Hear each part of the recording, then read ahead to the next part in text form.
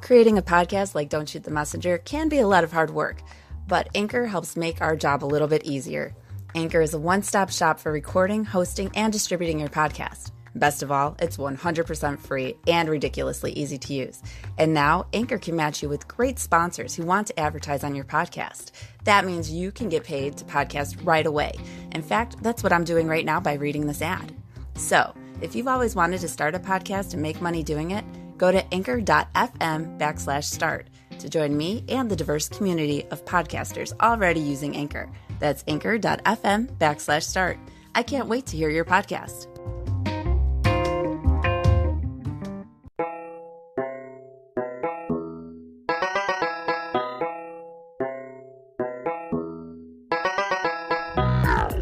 It's time for Don't Shoot the Messenger.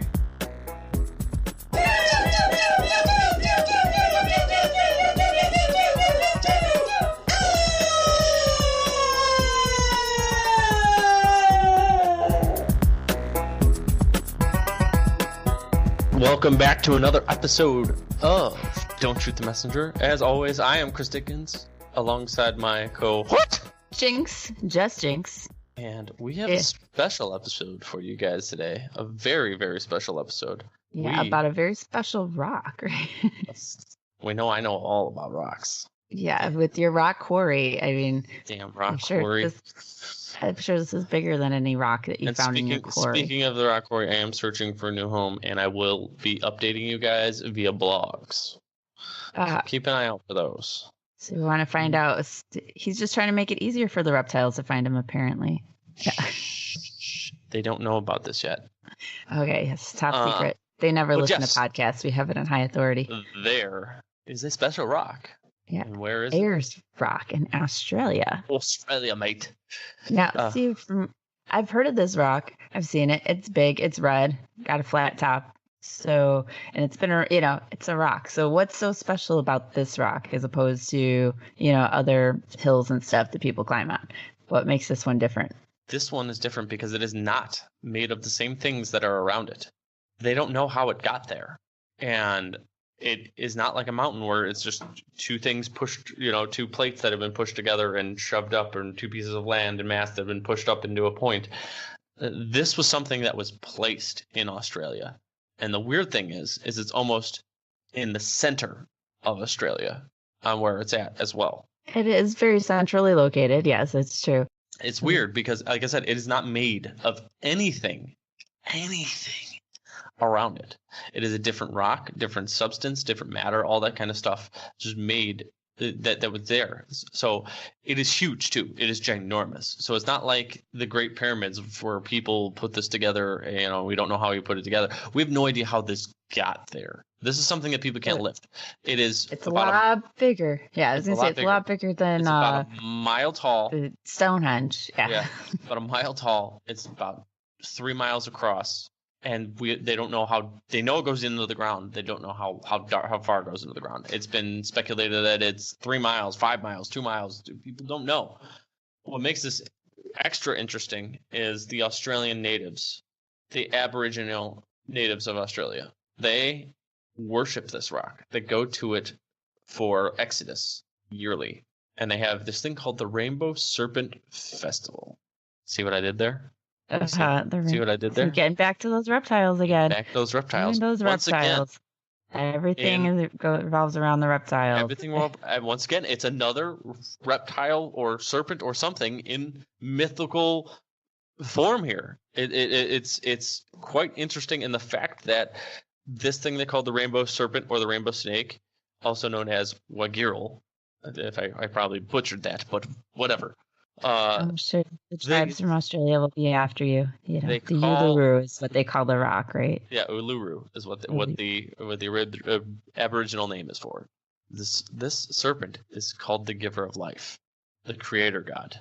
Why are we thinking a serpent is the creator of man?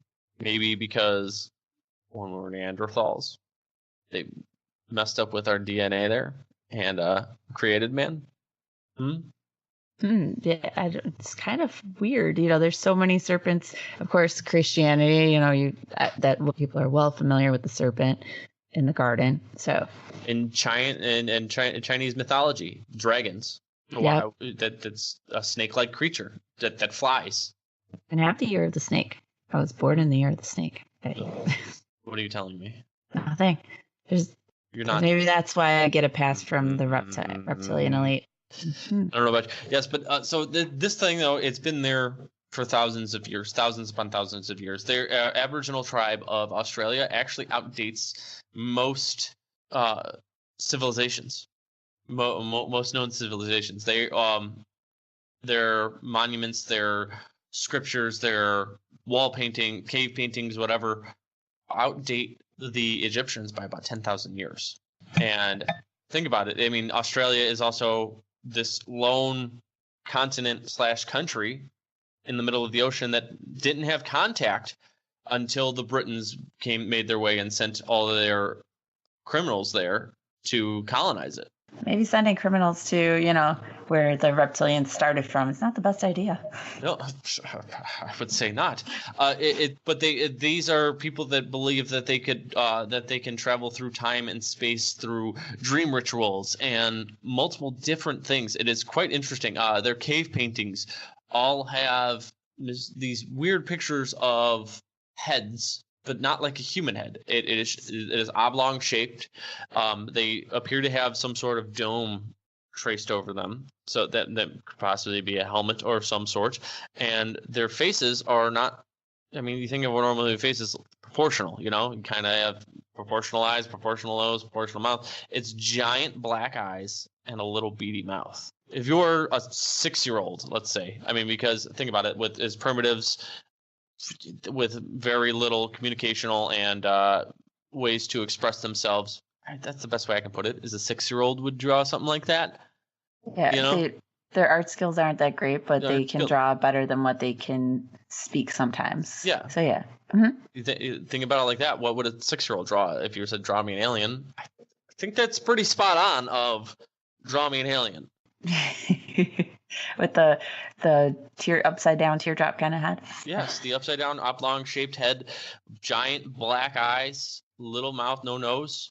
Yeah, I mean, is it that we've seen that there so long that became something people started adapting as what they thought was an alien image? Why would that be though? When these have outdated any sort of outside interference. But I'm saying we've seen them, the cave paintings, and then they get circulated, and other people adapt those to. I don't think so. I think that once again, this is another civilization, another proof that there has been outside interference in our worlds, and that solidifies that that's what the aliens look like, because it's been documented in several different places by different people at different times that had no connections with each other. It is quite possible. I know this goes completely against your beliefs, Jinx. I know it does. I like to give things the benefit of the doubt. I'll hear you out. It's all good. So I just find it completely and utterly interesting that once again it's alien pictures and serpents and things being brought about. So like with the Uluru Mountain or rock or whatever it is. Whatever they call it. They've said that it was been flattened because their god, not the rainbow serpent, but their god came down and landed on top of it. But when he left, in a fiery blast, it flattened it. It's a lot of stuff there with the aliens going on. So, I mean, who knows? But how did they get it there in the first place? I mean, what is this alien technology and why would they move the rock there in the first place? Where did they bring it from? The place to land, a center point, is where it is located via latitude and longitude is an interesting thing because there are multiple Bermuda Triangles and things, and it's like kind of almost in the center of another one. So we all know the Bermuda Triangle, but there are several places like that around the world. Several places where centralized magnetism is pulled, and that is one of those places. It is quite interesting because like people think that might be a place for a wormhole. a place where a wormhole can actually They think the rock is plugging in the wormhole, or that the rock is conducive for the more wormhole? so of a landing spot from the wormhole. Okay, so it's like the truck stop. It's the end. It's the end. It's where they end up. I mean, the Australians are well known for nowadays. Even Australia is a place that is well known to have extraterrestrial activity. If you think about it, it's just a giant. I mean, where do you hear most extraterrestrial activity? In deserts? Australia is just a giant desert. Giant desert. This is true. And even like Egypt, if you think the aliens helped them build the pyramids and monoliths there's also desert. So it's just giant desert. So it's quite interesting to me in all of the facts that come to this, everything that you see. Or is the heat, from the desert just messing with people's minds? But anyways, go ahead. You were saying. Heat from the desert. Come on, these people have lived there for thousands upon thousands of years. They've talked about it. They have giant carvings in the desert ground of figures that they call their god, that they call their gods, that can only be seen from above. Why would you carve something into the ground that you can only see from above? Unless you're trying to communicate to somebody, this is where we are worshiping you, that we understand that you are our God. This is true, which is why I also want to get into one of these episodes and ask Alliance, because I touched on that last time, and then now this is kind of getting in there again. So that I think should be a future episode. But yeah, with the carving of lines and stuff for visual aids above, I can hear what you're saying. It's just, there's a lot of questions to find answers to. What exactly is the rock made of? Is that conducive to the wormhole? Does that help with the travel? Why is it made of that? See, there's so many things to dig into with this, literally and figuratively. Let's try to figure out, what's around it. Is that the kind of chemical combinations that make it possible for space? I don't exactly know what it is made of at this point. I just do know that it is not composed of the same components of what is around it. It's a sandstone. It is giant sandstone. I was guessing that just by the look of it, I would have assumed sandstone, but I didn't know that for sure. Yes, but there's no sandstone anywhere near or around that area outside of Uluru. And is it now? And the sandstone. I mean, it's pretty common though. So I mean, there's no sandstone around, but it's also known for being very brittle, kind of breaks apart easy. So it would not be easy to move, I would assume, without losing some of it. But it does stand to reason then with your flattening thing by a rocket taking off, that would affect it too. Yes, that would affect it as well. But I mean, the sheer size of it, I don't care how many humans you get, the sheer size of it and the fact that you don't know how far deep it goes, so you don't even know the exact size of it. You just know it's just of extreme size. How could it get there? Yeah. How could it get there without assistance? All right, so I looked up what it was made of in the meantime. Uluru rock is composed of arkose, a coarse-grained sandstone rich in the mineral feldspar. The sandy sediment, which hardened to form this arkose, was eroded from the high mountains composed largely of granite. Or from high mountains composed largely of granite. So which high mountains are these from? Australia is not known for mountain ranges. Definitely, granite or otherwise, I've never heard of a mountain range. Ayers Rock is the high point in Australia. Other than the other rock that's a little bit bigger, but still. It doesn't fit why it's there. It doesn't fit why it is there. And like I said, the where it is located in Australia is just an interesting point as well. It is pretty centralized in Australia. Yeah, it's smack dab almost in the middle, and the desert that's there. I forget what the desert's called because I forget things, and that's what I do. But yeah, that's one thing people know about it. It's in the middle of nowhere, in the middle of Australia. It's big and it's red, and it's very important to the Aboriginals there. And for over 10,000 years. Who knows how long? Oh no, it's 10,000 years longer than the Egyptians. Like we're talking almost 20,000 years that or 15,000 years that it's been there. Yeah. It's one thing I would love to go see and learn more about. Because go check it out in person while you're looking for your new rock quarry to live at. Maybe I'll pitch a tent there. We don't know.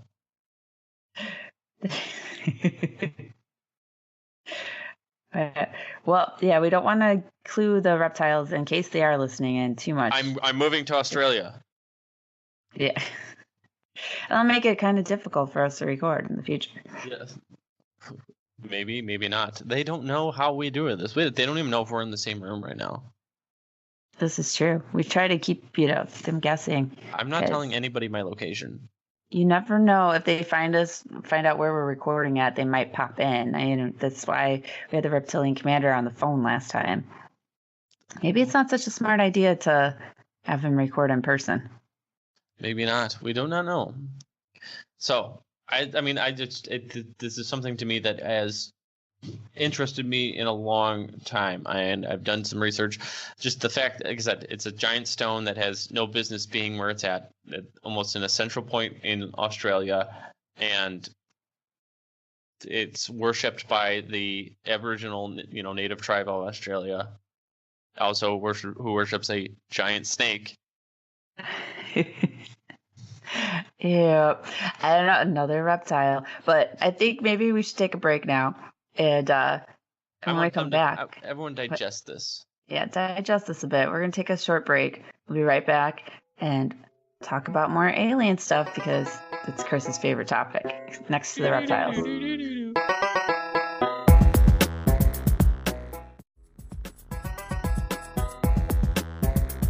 Yeah, welcome back. Yeah. Oh, hey. We're still here. Aliens did not come in ducks and Chrisette. The reptiles haven't found him yet. You don't know that. They could have frozen time and done that while time was frozen. You don't know what powers these people have right now. Yeah, I could be talking to your doppelganger, but Yeah. I twitched. Sorry. For those that can't see you. Yeah. I have another set of aliens I want to get into. Yep. All the aliens. Now, these are not on our planet, but they've also visited our planet. And who knows? Maybe they've been to Ulu Rock. The Anunnaki. Yeah. Aganaki. The Anunnaki. Anunnaki. It just makes me think Saganaki, and now I need some, burnt cheese. But so, Anunnaki. Yes. So. Sounds Japanese. That's not. They're Babylonian. Bless you. They're Babylonian. Okay, so Anunnaki are an apparent group of deities, according to historical quote-unquote people. They're deities, aliens, that have appeared in the Sumerians, Akkadians, Assyrians, and Babylonians. So their role, though, is that they are very powerful, gods of heaven, and they decree the fates of humanity. Well, of course, they'd be the gods of heaven if they come from space. Just say, but so, I kind of want to touch on Sumeria a little bit, though. The Sumerians. Okay. It's the oldest known civilization. And it's located in what is now known as Iraq. The Middle East, where everything life originated. It's actually, I think, legit Iraq. Yeah, well, I'm just saying that Iraq. It's the Middle East. All these but all of these are the Middle East. They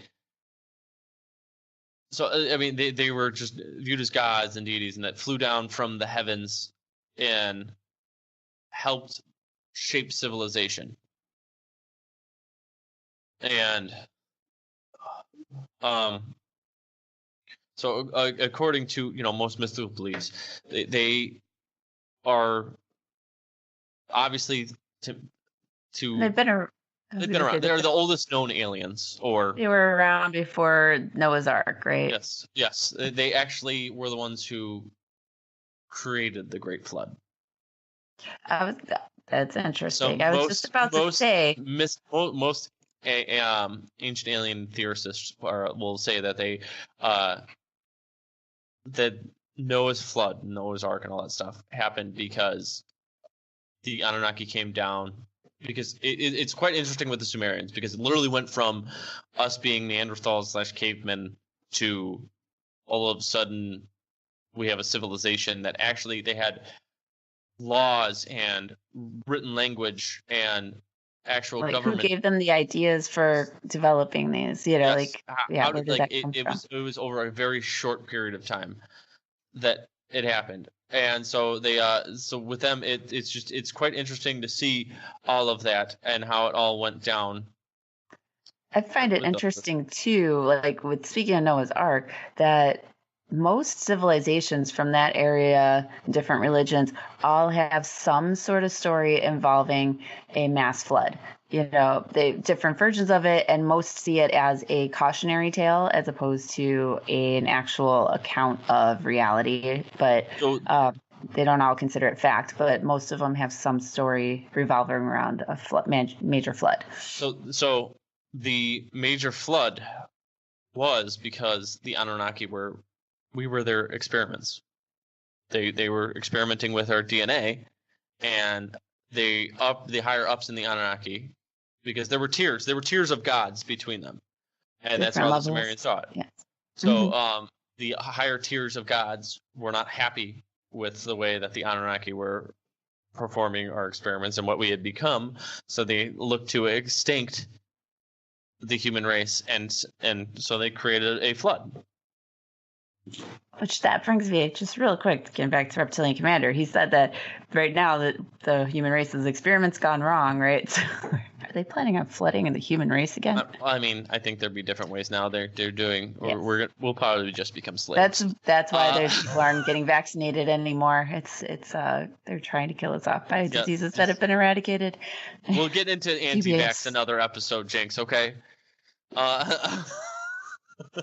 There's so many conspiracies, and they all tie together somehow. The interesting thing, though, is the flood is underneath, because they unearthed Sumeria. They have unearthed it. They found it, and they unearthed it, and they found the giant temples that were built. And there's this one temple that is centralized in where Sumeria was, that they believed to be where the kings and everything. Because think about it, there was no kings or anything. People lived among each other before civilization. So the civilization started. I mean, how did they decide to come up with, like you said, everything? So, but there's a huge cavern underneath the city of Sumeria that well advanced beyond what they were even doing. Well advanced beyond what the Sumerians were even doing before that, or at that time. That was just carved out and could easily hold 10,000 people. And so there's a lot, and there are several caverns actually around the world that look like this. So they're actually theories that the Anunnaki who were punished for this, because there were certain Anunnakis who just lived on Earth. There was 200. The myth is that there were 200 Anunnaki who were disbanded to Earth and supposed to live on Earth among the humans, while the other higher tier gods stayed in quote unquote heaven. And the 200 Anunnaki, not all of them survived, but they helped. They knew that this flood was coming, so they helped the Sumerians and the human race build these caverns to survive the flood. So more than just Noah and the Ark survived it, is what you're saying? Yes. Which would make sense. I mean, how do you rebuild from 6 people in that short of a time frame, right? Exactly. It's 6 people that were probably found worthy and told to build a boat by maybe higher up Anunnaki. They're also known as the Watchers, and the Watchers have come up in multiple times actually in the Bible. Yeah, you hear things like that. Yes, that's true. And so there is a book of this book of the Bible that was excluded out in the 4th century when they created the King James. We're putting the Bible together. Yes, there's a lot of books There's left a lot out. of things that are actually excluded from the Bible that people don't know. The Bible, what Bible we know, the King James Bible was put together by man. selectively By man. It wasn't somebody, like, it wasn't just the whole, this is what was written, this is what it is.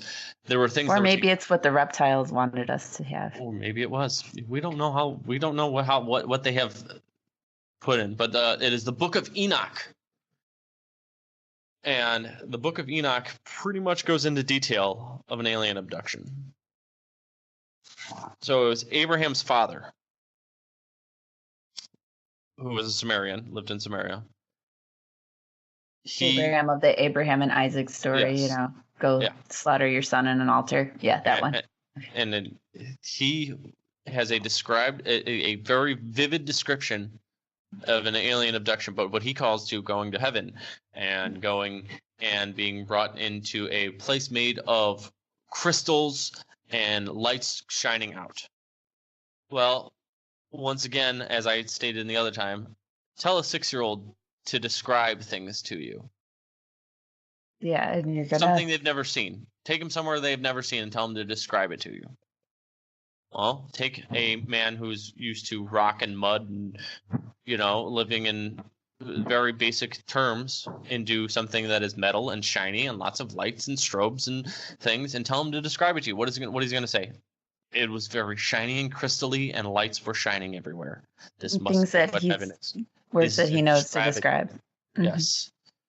And it's an entire description of him being pulled up into what he calls the heavens, which probably a spaceship, and describing it. And but it was him saying it was the Watchers, which it's interesting. It's just like there are people out there just watching. That just somebody watching. It goes down a rabbit hole. Kind of creepy if you think about how many all these conspiracy theories. It's like you realize how many people think are watching everybody. There's somebody watching somebody at all times. We're in a world where everybody's watching you. Cameras, phones, everything. Everything's always listening or watching. And yet you think your tinfoil hat is going to help you. It is. This is the only. I like the look you have going today. A tinfoil baseball cap. That's unique. Yeah, I can't tell you where I hide them, but yes, I have a collection. Do you have a tinfoil top hat for special occasions? I cannot disclose this information to you. So, but with the Anunnaki, going back to the Anunnaki, it's just very interesting because they are, through 4 different cultures, through 4 different time periods, and they're believed to come back to us, but I don't want to get into that on when and how they can get back to us, because that'll be another episode. That will be another episode this season, hopefully. Definitely this season. It's just very intriguing on what they are, because they are they were human-esque according to all of the scriptures that are written about them. They're human-esque, and they were able to shapeshift. So, do you think there are any relation to the reptiles? Or just totally separate? These are separate. I'll touch on there is actually a war between the Anunnaki and the reptiles, but that's interesting. Intrigue.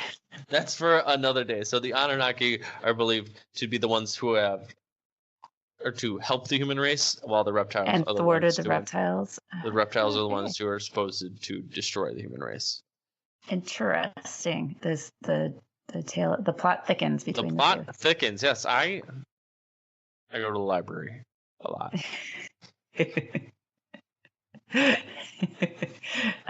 You get your reading done on this, and you inform me the ones I don't know. This is interesting. You know way more about these aliens than I do. That's for sure. Yes, and tinfoil hats. Aliens, tinfoil hats. That's it. And rocks. I need to up my accessory game. Those long skirts in that Bible don't help you none. Yeah. Tinfoil cross. Isn't that a little blasphemous? Maybe, I don't know.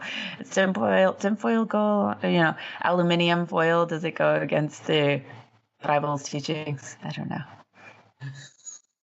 You notice how I said aluminium? Yes, aluminium. I got it. That's why I chuckled. All right. I think on that note, that is all the time that we got. For Our brains are fried. You guys, as you guys can hear the music coming in now, that is all the time we have for you today. And again, if you want to contact us with your conspiracy theories, reach out to us at don'tshootthemessenger@gmail.com. Yes. Okay. And we will be back. I'm coming back with some more Anunnaki at a later date, and we're going to get into how they're coming back and this war that I was describing on. But the next couple episodes, guys, we might touch on aliens here and there, but we're going to kind of stray away for a little bit. Yeah, we're going to get away from the aliens for a little. I have some human conspiracy theories that I want to talk to you about. Bring it back to the planet. Bring it back to the planet. And Jinx wants to talk to you about Bible scriptures. So, as always, I'm Chris Dickens alongside my cohort. Jinx, just Jinx. Remember, don't shoot us. We're just the messengers.